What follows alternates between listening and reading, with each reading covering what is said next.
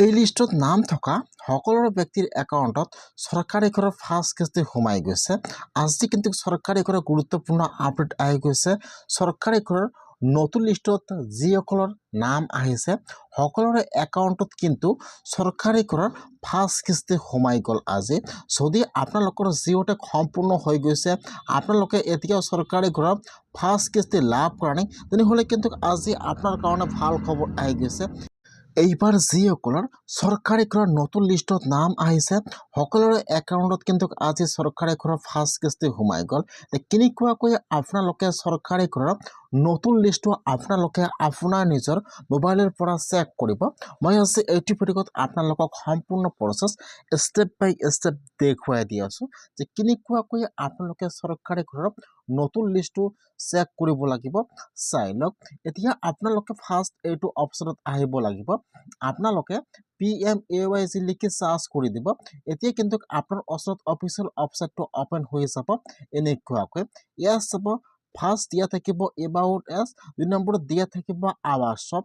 এতিয়া আপোনালোকে আৱাজ শ্বপৰ ওপৰত এবাৰ ক্লিক কৰিব। ইয়াত চাব ২ নম্বৰত দিয়া থাকিব আৱাজ শ্বপ।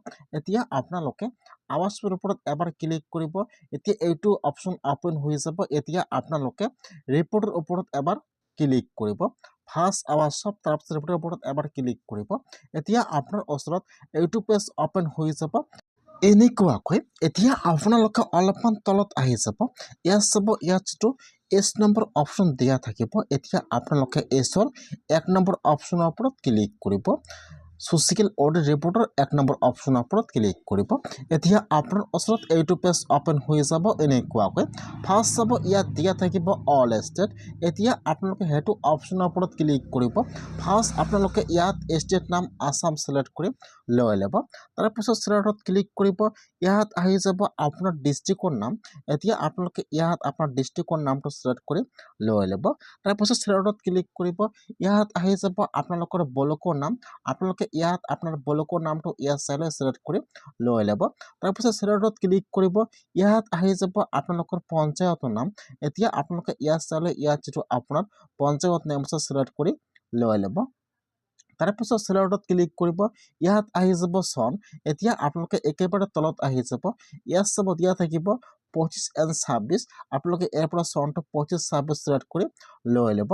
তাৰপিছত ছিলেক্টত ক্লিক কৰিব। ইয়াত ১ নম্বৰত অপশ্যন আহি যাব প্ৰধানমন্ত্ৰী আৱাস যোজনা গ্ৰামীণ। আপোনালোকে ইয়াৰ পৰা এইটো অপশ্যন ছিলেক্ট কৰি লৈ ল'ব। তাৰপিছত ইয়াত আহি যাব কেপচা। এতিয়া আপোনাৰ তাত যিটো কেপচা আহিছে, এতিয়া আপোনালোকে ইয়াত কেপচাটো বহাই দিব। কেপচাটো বহাই দি আপোনালোকে এতিয়া চাৰিমোডৰ ওপৰত ক্লিক কৰিব। যেতিয়া আপোনালোকে চাৰিমোডৰ ওপৰত ক্লিক কৰিব, এতিয়া কিন্তু আপোনাৰ ওচৰত চৰকাৰী ঘৰৰ নতুন লিষ্টটো ইয়াত অপেন হৈ যাব এনেকুৱাকৈ। ইয়াত যিসকলৰ লিষ্টত নাম আহিছে সকলোৰে একাউণ্টত কিন্তু চৰকাৰী ঘৰৰ পইচা সোমোৱা আৰম্ভ হৈ গৈছে।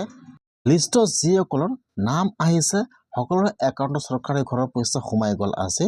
ফাৰ্ষ্ট চাব, ইয়াত আপোনালোকৰ নাম থাকিব, তাৰপিছত আপোনাৰ গাৰ্জেন নাম থাকিব, তাৰপিছত ইয়াত আপোনালোকৰ ঘৰৰ আইডি নম্বৰ থাকিব। যদি আপোনালোকৰ সেইটো লিষ্টত নাম থাকে তেনেহ'লে কিন্তু আপোনালোকৰ একাউণ্টত চৰকাৰী ঘৰৰ পইচা সোমাই গৈছে। এইটো কিন্তু চৰকাৰী ঘৰৰ নতুন লিষ্ট আজি মুকলি হৈ গৈছে। আপোনালোকে সেইকাৰণে যদি আপোনালোকৰ জিঅ'টেক হৈছে, আপোনালোকে আজি চৰকাৰী ঘৰৰ লিষ্টটো চাই লওক যে আপোনালোকৰ লিষ্টত নামটো আহিছে নে অহা নাই। যদি আপোনালোকৰ নামটো লিষ্টত থাকে তেনেহ'লে কিন্তু আপোনালোকৰ একাউণ্টত আজি চৰকাৰী ঘৰৰ ফাৰ্ষ্ট কিস্তি সোমাই গ'ল ৩২,৫০০ টকা। এইটো হৈছে পঞ্চায়তৰ লিষ্ট।